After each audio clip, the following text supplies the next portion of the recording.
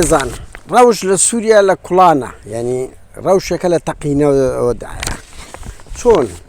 تركيا كيشك لكاركتر سر الشكام واستاكا وروش يعني او ما عنده كردي وضعي او عنده خرافه لدو تولج رقري او بخوي بيناكر دي بزولاني وحتى شايان او تازب في تحرير الشام بكري تركيا بخوي يعني اقتصاد شي زور خرابي هي ناوري قصش ولا ترسي ترامب بكو اوي هاوريان يعني الاسلام عندك زار او تفسيره هي على بو ملرزسي والله يقايك او سري لقيني الناس انا اتردتاوا ترامب لو نوع يعني عرند سري لقان اقتصادي ولاتك وير عندك ابو كزرقتينا بزدي تركيا حرب خو وضع خرابه يك زوليكا باركي للثماني ايراني خراب تردبي لناو روبروی کسی ما مغلو جهپا بویتوا که گورترین هزی معارضتی هیچ بلگی پینی گرتیچ بوزانیاری تو است درکات هیچ پینی هر تنیا گرتی لنا حکومت لقم هپی بز زور خراب دولت باق سالی پیگوت یعنی بکسی ما مغلو کرد یکلاب کی و تمانجیشش لنا حزبکی خوی لقه هکان فیدان ششی زوره اقتصاد جویران لتقوى كارتي كرديان وبربر اللي دسترينا بوزانت أورك نيروش آوا وكونغريا أنا كسوب تحدك بارتيشن يعني أو في شاري أمريكا وأوروبا أو فرنسا وبريطانيا وإسرائيل لدجي تركيا كارتكاني وقرتوا بس هر سنة أوروبا بارتي دستيبت زموزول كرد أم بقوم بيوم خوشة بارتي أو هر محوري تركيا بمينيتوا بعد زديش ما بعد لو محوري بمينيتوا نيطب أو بريكا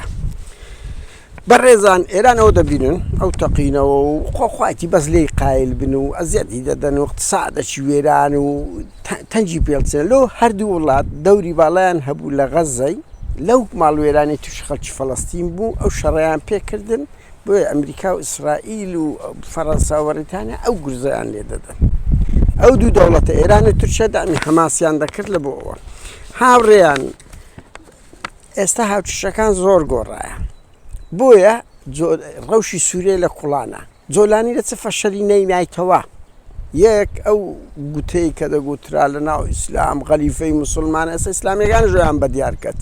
كابراكا او استاكا فلسطيني كان دغري دكوجي يعني ديتان او جهاد كان كت حركه جهاد كتنامي دي بالرواب كان ديان كستري كديا واستا غرب دريده بي فلسطينيات كان اي اوان بيانتي دبي بيانكجي دريام بكي بيانجري هاو كات اواني لقى خوشتي جهادي كان دبي در برندري وش قال قرصه درقت يا نايت احمد شرع درقت يا نايم محمد زولاني يعني لا ارزي واقع الين امو محلان الناس سوريا وتركيا الين زولاني ده صلاتي بالاين هي بس او حركاتنا بو هيك داخوازش بيزه ناكريتن وزولاني فشلي هنايتوا لو قتاني دي قوت لسأرزي واقع هيتي درناتي لبرامر دستوريا سا در كردني او تيرورستانا قانون رزقتن لنا توكاني تربو الى عزميجي زور قورة دايا هاو كات هاو ريان احمد شرع يام زولاني نتواني ابوري سوريا بوجنتو بوي ابلوقكاني سر بگري چكو سياستكاني لدوان ودستور ومعاملكاني همان اوي جارانا يعني همان سيستمي ديكتاتوري الصدح نا اعترافي بقلان كنا بالرواية بديمقراسية هي ند او تيرورستانا در پرندر بوي نا اقتصادي ابلوقكي هاقرت نا اعترافي دولي شي بكراه هاو كاد لقوناغي او شيعة كان يا علوية كان منطقية شانوات تقريبا وعلى بردسته وخوان آماده دكان بأشكاخ ورجع مزاي بشار أسد باسي كرت إيران إجرقا روسيا إجرقا لولا كرد لولا دروزة كان همو أو أنا أو دواي أو مؤتمري كرت أو بين جولاني وكرت قلا خراب ولا هر لحظة يك بيك دعدام دان تركيا بخوي ناتواني شركي بكده بأحمد جولاني بكاتن أحمد شرع بكاتن إتر أو روش هيلا أرادا دا بلام كرت زرر من نابي زور قورا بتنيام بيم ناقوش الشرقة رودا دا هندي رنگي قرباني وشهيد وبريمبار وأوبي بلام كرت يك هيزا شتوك مي زور قوري هي أو زور قرينغا تش بيشكوتو هي دقاتي أو سوريا بهسترا دو مستحيل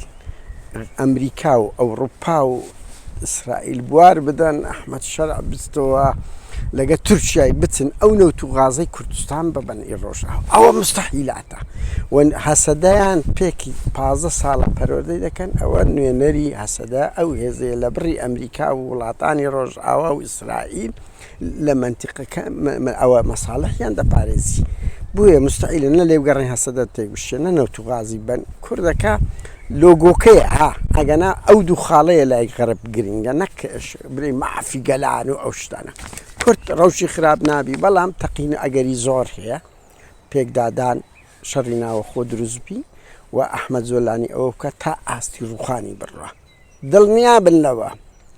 بن لەوە ئەحمەد شەڕە زوو درەنگ یان دەڕوخێن پێشتریش چەند مانگ لەمەوە بەر هەر لە بدایەتەوە ڕێیمان بووە ئایندەی نییە چۆن دەفەوتێ بە چیرۆک هەر دیکتاتۆرە بە چیرۆگەکە هەر بەرپرسێک لەوانێ بنەوەیکە بەڵام بەداخەوە شەڕەکی ناوخۆی بەڕێوەیە لە سووریا بە هیوان بەبێ ئەو شەڕە گۆڕانکاریەکان دروستبی هەرچەندە ئەگەری لاوازە وە پارتیش وەستی باش نییە بڕوا بکەن مەسعود قسەی کردیە لەو ڕۆژانە ئەڵێن گوتی تێبی 4-5 ساڵ لە دەسەڵات دوور بکەینەوە بۆ ئەوەی ڕوبەڕووی کێشەی گەورە نەبینەوە شتە چیوا فرێدرا من ینی سەرچاوەکە قسەی دەقیقە وە سونەکان ئێستا کە ئوردن لەو ماوەنا هاتە ئوردن هاوڕیان ئێستا تەمسیلی سونەی